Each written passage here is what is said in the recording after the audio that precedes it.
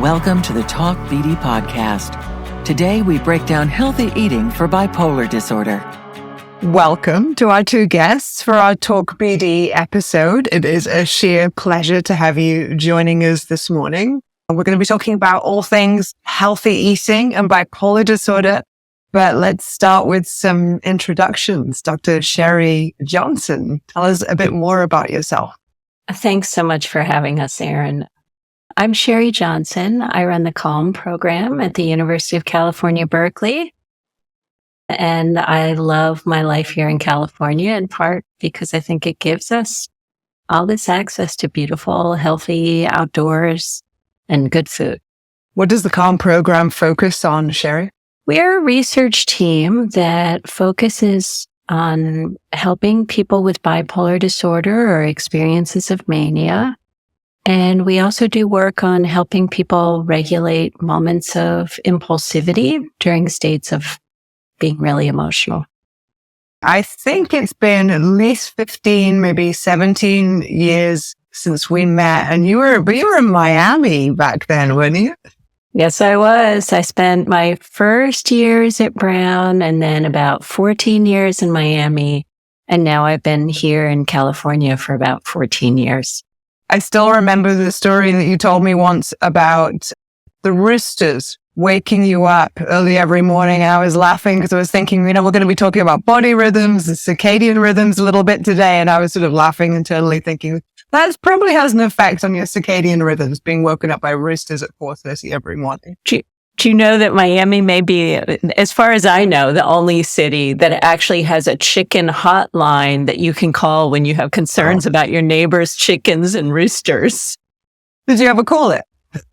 Oh, I was good friends with the guy because the roosters felt as though they had been stapled to my headboard when they went off every morning. I love that. Oh, Robert Villanueva, do you have rooster problems where you are in the Bay Area? No, we don't actually. But once in a while, the train will come by and I think it's half a mile away, but you could hear that horn a blast. Yeah, no chickens though. No chickens. Welcome back, first of all, to a Talk BD episode. We got to hear a lot about your story in our most recent episode, which was fabulous. But how did you and Sheri meet? Yeah, so I've done some work over at Cal Berkeley.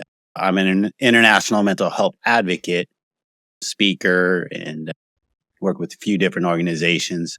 But I was working with Stephen Hinshaw over at Cal Berkeley, and one of his grad students, Tate Gelzo, called me up and said, Robert, you got to meet Sheri Johnson. She came in from Miami. She's awesome. She works at the college. She specializes in bipolar disorder, and you two got to meet. So I reached out. He kind of set us up, and I reached out to Sheri and met with her, and it was a great conversation. And we've been kind of working together a little bit, collaborating a little bit ever since. Really excited to get into our topic today. Where should we begin, Sheri? Do you want to begin with a bit of a high-level picture about some of the relationships between healthy eating, when we eat, how we eat, what we eat, particularly in the context of bipolar disorder? Would that be a reasonable place to start? Absolutely. Let's maybe start with the big picture. One of the things that's really concerning about bipolar disorder is that people who have this condition often go through a lot of other health conditions. They have higher rates than we would expect for things like heart disease, diabetes, even dementia in their later life. And people think of that as reflecting a metabolic problem. One of the things we know is that food and diet are a huge influence on how somebody's metabolic health looks.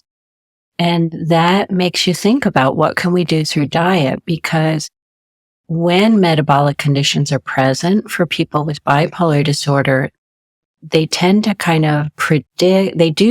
predict worse outcomes over time.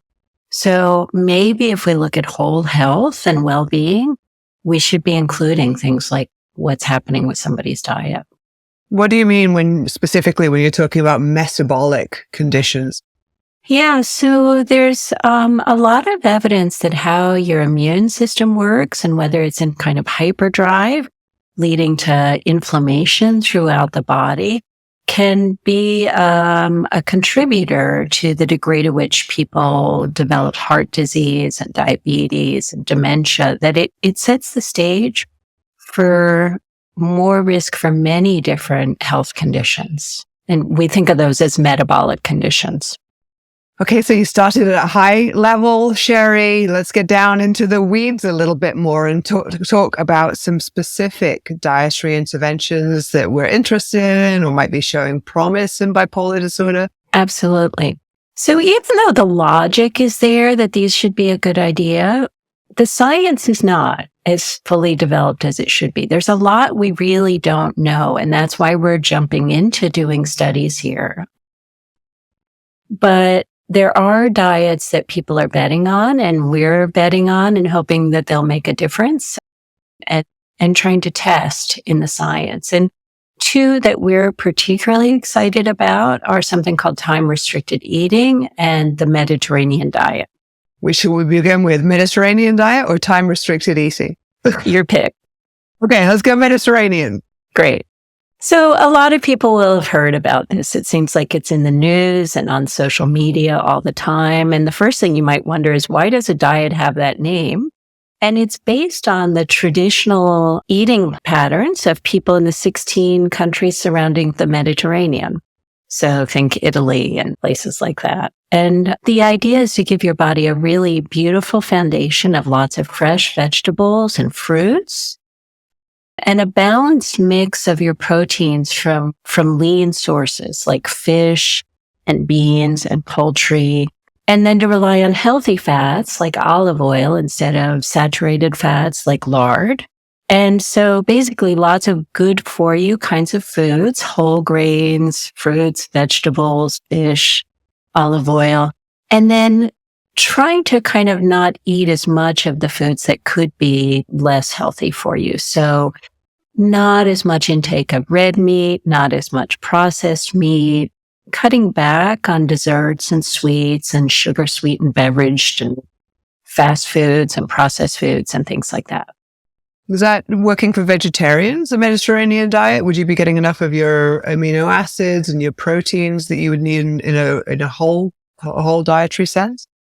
You know, vegetarian diets are largely very compatible with the Mediterranean diet. There's two things vegetarians need to be really careful about, and that is getting the full range of amino acids, because those are important protein building blocks. The other thing that makes people sometimes a little bit nervous and needs to be balanced about vegetarian diets is getting enough of the B vitamins.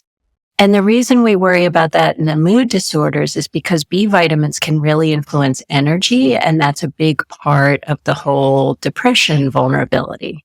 So vegetarian diets can work well. They can fit within this. We just advise that people are super, super careful about understanding how to get their amino acids, enough protein, and enough of their B vitamins.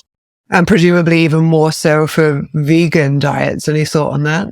Yeah, no, exactly. It can be done, and it just becomes really important to understand some of those principles and how to have a good food plan that works in enough of variety in your amino acids and intake of your B vitamins. And so going back to thinking about metabolic conditions and the relationship potentially between a Mediterranean diet and reduced risk of metabolic conditions, what are the links there? What are the mechanisms of action? Yeah, so outside of mood disorders, there is beautiful evidence for the Mediterranean diet with thousands and thousands of people that have been studied over time. And they can show that it's related to less risk of heart disease, less risk of early death from heart disease, less diabetes, less dementia, living longer. It's pretty beautifully shown to have terrific benefits. What I find amazing is that we don't know as much about it in bipolar disorder, where you think like, wow, it's just a natural question to ask. Could that be helpful for people with bipolar disorder? And do you think that's representative of bipolar disorders research more broadly and a lack of research looking at dietary interventions of different types in this condition? Yeah, no, there are a lot of case studies, But case studies are not great science. They're good for kind of testing feasibility, but if you put me on kind of any kind of plan where I really have to follow rules every day and think about my health and well-being, I may start to feel better because I'm taking good care of myself. That doesn't say that it's the nutrients and the critical ingredients that are making a difference. You really need carefully controlled science, and you need to get away from the kind of placebo effect of I'm doing something good for myself so it feels nice, so I feel better. And we don't have the kinds of studies we need that carefully dissect what are these ingredients. We have case studies, and we sometimes have very small studies where a small group of people try something out and they say, wow, I feel better. But the overall level of the science across thinking about diet in bipolar disorder is just not where it should be. And then time restricted eating. Let's get into that a little bit. Yeah, this is kind of a fascinating area of research and science. It came from animal science, where they were able to show that the strength of kind of day-night rhythms, or what we call circadian rhythms in animals, was really influenced by when the animals were fed, as much as like light-dark cycles. Now, why does that matter? Having a really strong daily and nightly rhythm is great for your health.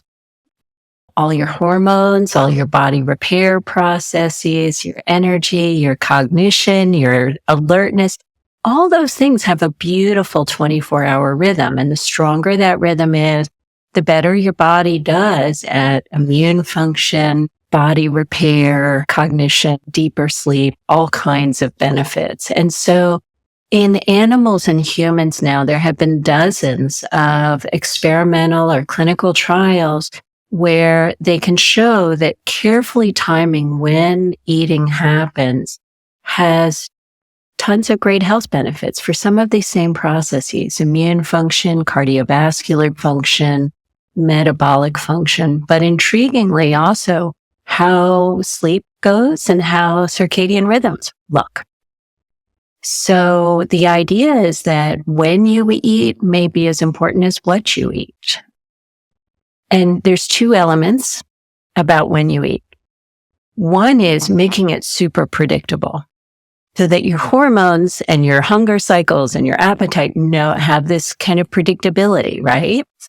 So eating consistently at the same time each morning, ending at the same time each evening is really good for your health.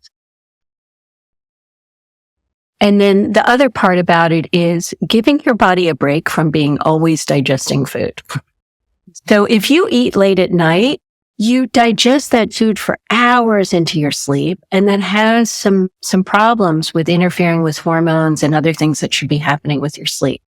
So what you want to do is don't eat too late at night.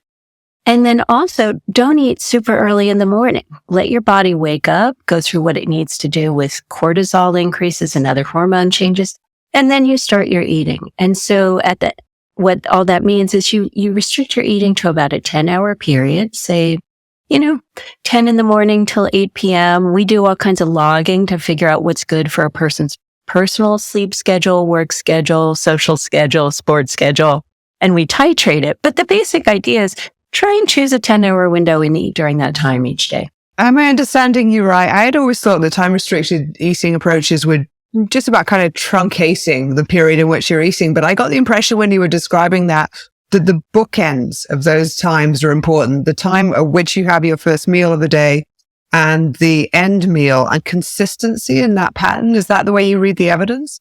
Yeah, it's not just about shortening it. Shortening is nice because now I can go to sleep and my body's done digesting.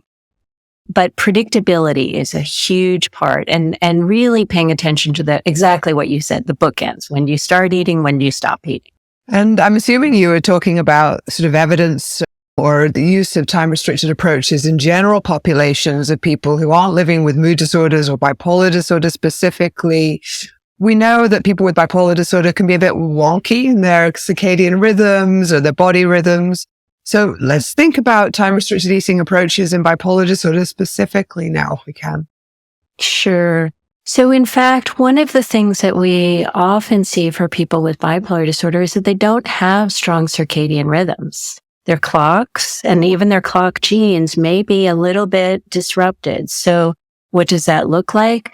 Being a little too awake and go at night was certainly one of the early things that happens during mania. But think about depression too, and not feeling energetic during the day. Kind of I'm sluggish all day and then darn it, I can't get to sleep at night. You can think about that as a problem of not seeing the kind of beautiful day-night rhythm that you'd want to see.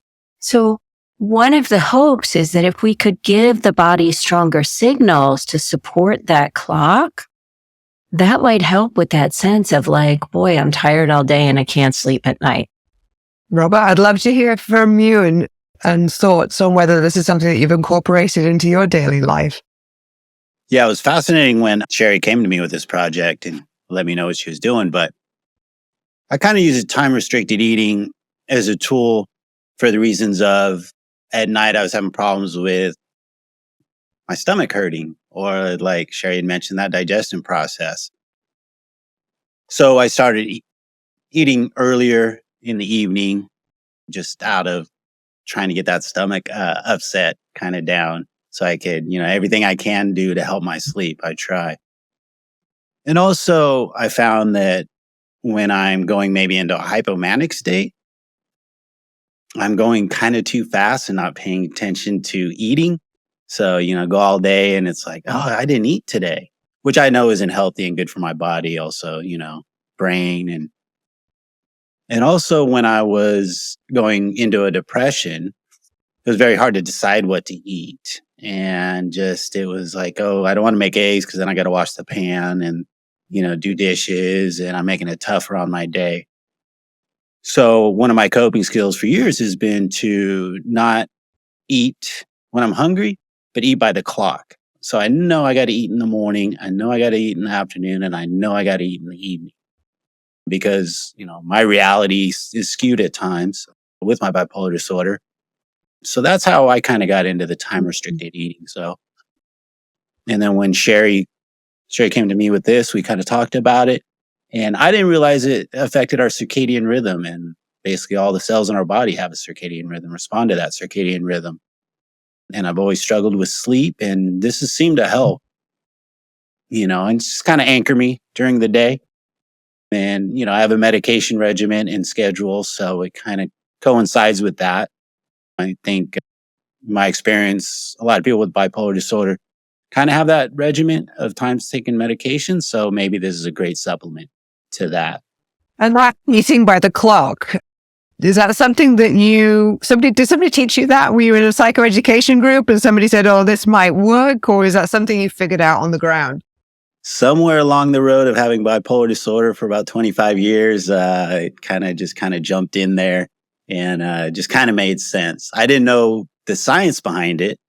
And this is what I'm really looking forward to finding out, the outcomes and, how much does this help people? And so I'm really looking forward to that. I really want to highlight what Robert said about the science, because for a long time we've thought about clocks and how important they are to health. And people talked about, there being a clock, and oscillator in the brain, the suprachiasmatic nucleus. It's like it feels like supercalifragilistic, right? But the SCN in the brain has been getting all the attention, and we knew that light influenced that. But what's really intriguing to me is just what Robert said. You have body clocks in every cell of your body, and 80% of your organs run on their own clock. And those organs throughout the body, their clock is really guided by when you take in food. And so, yeah, you get the light, it influences your brain, but we want your brain and your body to be in rhythm together.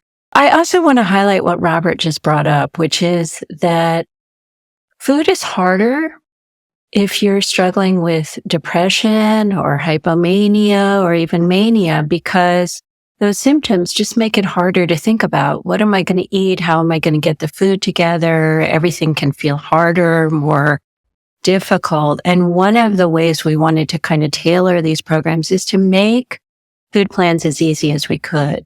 To recommend, like, look, if you don't have the energy to kind of deal with breakfast, have some bananas on hand. If you don't have the energy for cooking dinner every night. Let's help you think about prepping ahead, and let's help you have easy recipes. But also to have coaches with lived experience is part of what people can call in and get, support and tips for how did you cope with this part, or how did you hack this part, so that people aren't trying to overcome difficulties and barriers out there when they're alone, and that we can give them good support in putting these things into their lifestyle. And so those elements might be particularly important, as we heard from Robert, around the depression phases of bipolar disorder, when you're lacking motivation, or what was your description? You didn't want to cook eggs because of the pan situation. There's kind of very real barriers that can be placed in front of us for healthy eating. But I was also really interested to hear your thoughts, Robert, on hypomania and elevated mood states, and how that could be a dysregulator for healthy eating patterns too. Yeah, like I mentioned, I think that time-restricted eating makes me aware a little bit. So my reality is skewed when I'm going towards a hypomanic state. So I can't trust my brain because I'm doing what I'm supposed to, but I can see outside markers like, oh, I didn't eat this morning, or, it's late in the afternoon. So that's kind of tangible thing that I can think about and go, oh, okay, is that a red flag? So I could look at my sleep, but along with that, and say, oh, okay, maybe I am getting into more hypomanic state. And so, the next day I focus on, okay, I need to eat, check my meds, check with my doctor if I have to. And so it's a real good foundation and anchor for me with my mood. Oh, that's fascinating, because what you're talking about there is not just the relationship between time-restricted eating patterns and mood stabilization, but actually a bidirectional relationship where wonkiness in your eating patterns might be a hint of mood problems. And so I love that.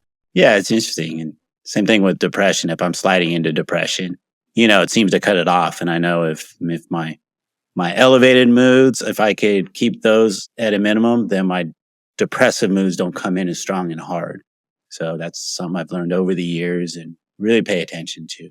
And also kind of want to mention when I'm traveling, it's real grounding when I'm traveling. If I'm in a different time zone, I could look at it and say, okay, how do I adjust? I'm going to be in a different time zone for 3 days. Say it's a 2-hour time zone. I'm able to really try to stay disciplined and let me get up a little earlier and, have a little something and make sure I eat a little bit earlier. So I think that's real advantage to it also, is I could take it with me on the road per se. I had not thought about that. So what's a sensible approach? If you're, say, we're in Canada, the west of Canada, we fly 3 hours east, would you keep your eating patterns on a similar schedule to your previous time zone, or any recommendations around those pieces? Yeah, I try to, as much as possible.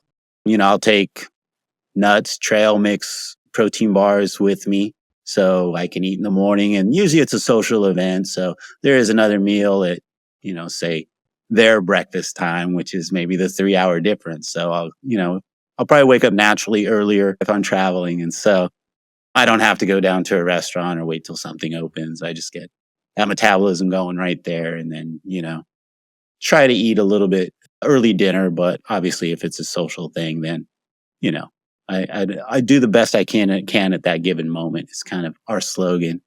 Yeah, I never think people should kind of try and go for perfection in food. You're going to have social events. You're going to have things that come up.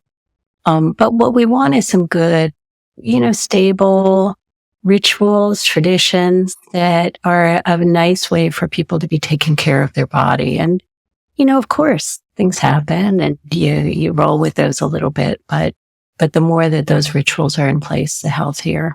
Absolutely. So was that everything you wanted to say at this point about time-restricted eating before I pick your brains about a couple of other things? Do you want to hit controversy? Oh, yes. Is there some? Yeah, there's been a really recent controversy about time-restricted eating with a big splashy media release from a poster, a very early research finding at the American Heart Association, where people said that in a large-scale study, people who reported eating very few hours a day on 2 different days of their life looked like they were having poor health outcomes and even dying earlier. There have been about 25 dietary experts that have responded to this worldwide and said, wait a minute, you didn't actually measure time-restricted eating. You measured whether people ate for a couple hours for 2 days of their life. And lots of times, that's because you're sick in bed or too depressed to crawl out of bed and eat a regular kind of dinner. And of course, if that's what's going on, that's going to relate to kind of poor health outcomes. So there's been a lot of attention out of that to, could we be really clear about what it is that time-restricted eating is and is not? And what it should be is a plan to eat very consistently, same times of day, and just to limit it to 10 hours. There's a red flag for me there when you said that there was a poster presentation as well of that data. So for those people who are newer to kind of scientific processes around data, it's perfectly fine and encouraged to show preliminary data findings, research findings at conferences, the directions that your data and research is going in. But the important step after that, before publication in a peer-reviewed journal, is the process of having your work scrutinized by other scientists in your field. And so really the quality of that type of data reporting and the worrisome piece of the media often picks up on these types of findings without the kind of scientific scrutiny we would place on those types of findings at that point. Yeah, and I think it got a lot of attention because so many people are trying these diets and because we don't know enough, right? Maybe in the general population, we actually do at this point have dozens of trials on time-restricted eating, but so many people are fascinated that these things become news quickly. Which speaks to the appetite of general population level for work in this area. So it's great that research is being done. Before we talk about your research project, though, I'd love to hear if you have any. We know we've talked about time-restricted eating, we've talked about the Mediterranean diet, but there are other diets or dietary interventions that people are using a lot. I'm wondering if we could just do a skim over some of those for your thoughts on them. Keto approaches, for example, what are they and what's the evidence base in bipolar disorder at this point? So keto is fascinating and it's been getting a ton of social media attention. Keto is actually a diet where people eat a high-fat diet with adequate protein, and really the idea is begin to burn calories off of fat, which is different than what, is often coached. And so people are fascinated by it. And we know that that has some influences on neurotransmitters. Neurotransmitters are a big part of the story in bipolar disorder. So there are people testing keto. We don't know much yet. We have case studies. We have really small kind of groups of people who've been followed, but we don't have the kind of big randomized controlled trials to really test how does this work for bipolar disorder. So that's on the horizon, and we'll see how the studies that are in the field now come out. And I guess things like carnivore diets are a sub-approach to keto, is that right? Right. And there again, you're kind of consuming more fat, making sure there's enough protein. And so, yeah, I think of that as a specific form of keto. I know a couple months ago, I looked hard to see if I could find a single randomized controlled trial of keto or carnivore. All I could find was a really small trial on keto. Any caveats here around these types of approaches to eating that might not work for some people, or things that we should be keeping an eye on? I think there's a couple things. I think it's easy to get extreme. It's easy to get perfectionistic. It's easy to start thinking, well, if limiting my food to 10 hours a day is good, why don't I limit it to 5? Well, in fact, if you limit to 5 hours a day, you're going to get some big periods of hunger and, low glucose availability. And that can even trigger kind of bingy sorts of feelings or even overeating because people are starving their bodies. The same thing with the Mediterranean diet. Or keto, you could get really focused on what am I eating right now and how many calories and how many ounces of this. And it could kind of make you hyper-focused on being perfectionistic about food. And food should be beautiful. It should be this beautiful way that we say, let me take care of my body right now. Let me enjoy, this bounty that's coming from the earth for me to enjoy. And I hate seeing it get into a kind of punitive, harsh cycle. So I always want people to take this with a kind of work on the kind of rituals that are very nurturing to yourself, but not the self-critical kind of harshness. And then disordered eating, real problems in eating. Any thoughts on that? In the long run, I actually think we'll see people starting to look at time-restricted eating to help with binginess and binge cravings, because if your body knows what to predict about when you're going to get food, your appetite will adjust to those periods. It's fascinating. I follow time-restricted eating for the last year. And once my body started to know, okay, breakfast is going to be at 10 in the morning. I'm hungry at 9:55. My body knows, it's breakfast time. And you can see this in animals. If they have a regular, food time, your pets are like, come on, mom, feed me now. So I think it actually helps to have your appetite cued to when you're planning to eat. Mm-hmm. So you're doing research in this area and you're collaborating on a project, but how did that collaboration begin? What was the origin of that? So I was working with a circadian researcher, Lance Kriegsfeld, who's wonderful. And he came to me and he said, are you following this work on time-restricted eating? It's fascinating. And why are we trying this in bipolar disorder? And so I got intrigued and I wanted somebody on the front lines to talk to me about it. And I called Robert and, I was talking about time-restricted eating and this idea of consistent, 10-hour day. And he's like, no, I've never heard of that. Basically, he was sort of like, I don't really know what you're talking about. But then the more I started to describe it, he was like, well, wait, I eat by the clock. Is that what you mean? And it turned out that he's probably the ideal time-restricted eating kind of, profile in what he's doing in daily life, but he doesn't use jargon to describe it. I am very excited from day one. Part of the Wellcome Trust grant is that they wanted to have some people with the lived experience on the front end of the research, which is really exciting. And other people are getting excited that I'm talking to, not only being a participant, but actually being on that front end of design and ethics. And Sheri has just included me in every part. We also put together a lived experience advisory board. So we've had 12 different people, either who have a diagnosis or have been very close to a family member. So it's really an honor to be part of this project. And it really kind of reignited my fire and my passion and belief that we can make a difference. I can't express enough gratitude for the lived experience advisory input we've gotten. They've helped us think about how measures sound, how our questions sound. They've helped us think about the kinds of barriers that are going to be in place for people when they're trying to kind of use the Mediterranean diet or time-restricted eating, and helped produce this set of clips of hey, here's what I do when I heat monitoring. Here's what I do when I don't have the energy to cook a meal. Here's what I do when I know I'm going to try and get dinner on the table early, but I have a wild week going on. All these beautiful supportive ways to try and think about how do we make this work? And that's been very enriching and just fabulous.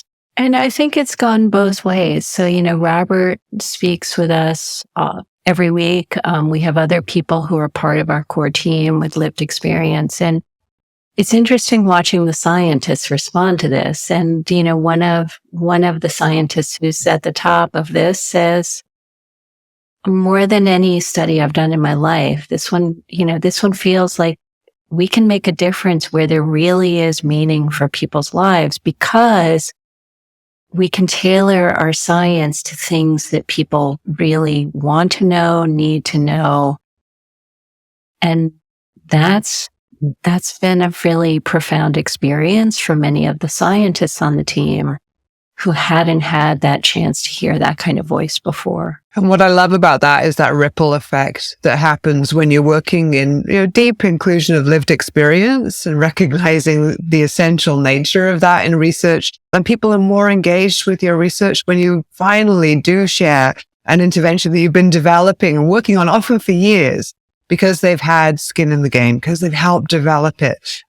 You just see the success of those research studies, and it can be so much greater, and the eventual impact. Absolutely. So what's the study looking at? What's it comparing? Yeah, so we want to compare time-restricted eating and the Mediterranean diet. And our hope is that either of these could help promote stability and lower mood symptoms and improve quality of life, and then improve metabolic health and immune function and circadian clock genes expression for people with bipolar disorder. So we're doing a large-scale international study. And the beauty is that everything's online. We send out the diet guidance online. People can hop on Zoom for coaching appointments, for interviews. And so if it works, we're going to be in good shape to just offer these online materials for people who want it worldwide for free. First of all, so excited for the project, which opened for recruitment fairly recently, right? Yeah, just about a week and a half ago, we started recruiting. We've enrolled our first 4 people. We've had a great response. We already have as of this morning, I think we hit 100 people who've started to do our screening process. So we're really thrilled with the response and excited to work with people to learn about their experiences. And part of what we're trying to do is really work with people to understand what works, what are the barriers. And so we're asking a lot of questions. We do interviews and surveys, and we get them to log how things go. And that means we ask a lot, but we'll also pay $25 for each of their kind of assessment hours, not for their eating time, but for their assessment hours when they're in our study. But we're hoping that by asking a lot of questions, we really think each of these people doing this is kind of one of our partners. We're going to learn from every single person about what worked, who does this work for, when does it work, when does it not work. Are there any considerations around these types of eating interventions for people of different ethnocultural backgrounds? Absolutely. So people hear Mediterranean diet and they think, wait, I don't want to follow an Italian diet. My project coordinator is Indian. She's like, oh no, I'm not giving up my spice kits. So one of the things we put together is a whole toolkit for how do you adapt Mediterranean diet for different spices. Let's say that you're Mexican and you love the Mexican flavors. Well, what fits, what doesn't? What are Indian foods that fit? So that was one piece. Another piece we're kind of thinking about is that family roles and family expectations can really influence how it works to change your diet. So if you're a woman in some cultures and you're responsible for sort of the family meals, how do you help family members think about what you're doing? And how do you make this work for your kids, for your husband who may not want lentils for dinner, right?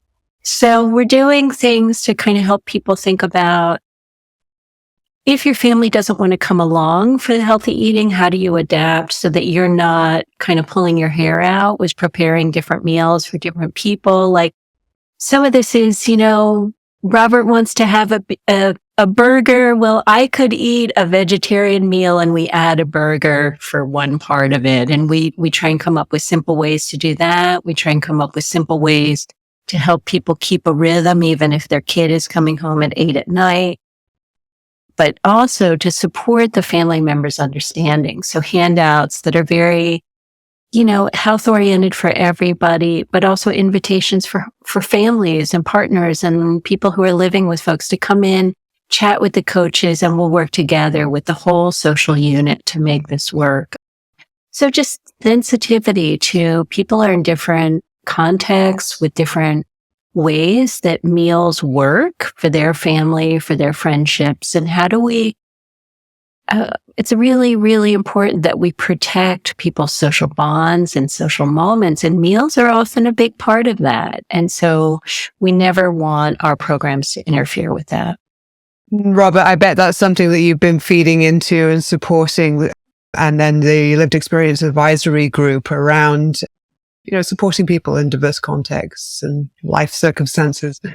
From my experience, it's a family effort, the people we live with, and so this falls along that line of my family wants me to stay healthy, and how can they help me? And this is a way to share nutrition, as Sheri mentioned. And, it's not harping on the medication. It's not harping on the sleep, but it's more of a joint venture with the family or your roommates or your loved ones where, they want the best for you. So I see pretty good compliance, I would think, will come along with this research. Definitely. Thanks. Sheri, anything else you wanted to say about the project? Well, I think Robert labeled we want to give people every chance for this to succeed. And so we're working with people who are, starting out not in the middle of a severe depression, not in the middle of a manic episode. If they are, we'll wait. We'll help them get, referrals and the care to come back in. So they're starting this when they're in a well period and kind of have their focus. And we're asking that everybody has a good medical foundation of care for their bipolar disorder. We're not going to say what that medication profile should look like, but just we're going to make sure that people have a medical provider who's giving them everything they need on that front, that they've got good regular medical care. And then this is an add-on. So we want people to have everything they can have to succeed and do well. And we'll put details in the show notes of how to find out more about that research. Thank you for sharing. Thank you for asking these beautiful questions and giving us the chance to be here. And Erin, we owe you so many thanks. You've been on the ground floor of this for, from the get-go. And, one of the things that I really have thought about a lot is you came into trainings for us on, how do we set the stage for inclusion and how do we allow voices and how do we avoid some of the power dynamics of scientists coming in and talking blah, blah, blah about how I've done science for 20 years and then shutting up the good voices in the room that actually know the experience. And I'm very grateful for your wise counsel. So, well, I appreciate that. But, it's just a win-win, isn't it? When groups like CREST-BD and Calm and funders come shoulder to shoulder to improve lives and quality of life and research for people with bipolar disorder and other mental health conditions around the world in a way that's scalable. So fantastic. For any of our viewers or listeners who have not had the chance to catch Robert's previous Talk BD episode, Bipolar in the Bay, it's exquisite. Please do so. We'll provide a link so that you can have a deeper opportunity to hear more about Robert's story, which is really profound. But with that, I will just thank you both for joining us today and can't wait to see how this project rolls out. Thank you. Thank you so much. Yeah, thank you so much for having us.